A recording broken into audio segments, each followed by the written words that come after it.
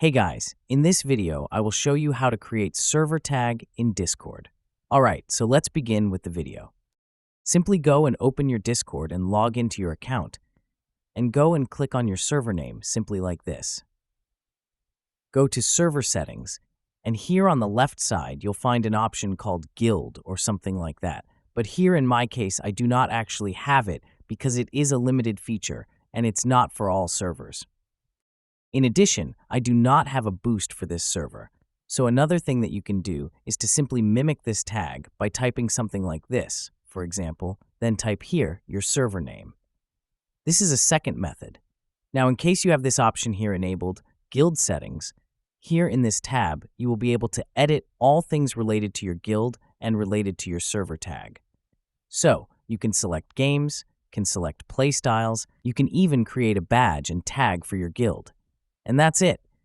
So that's basically how you can create server tag in Discord. So that's all for this video. Consider subscribing if you find it helpful, and I'll catch you in the next one. Thanks.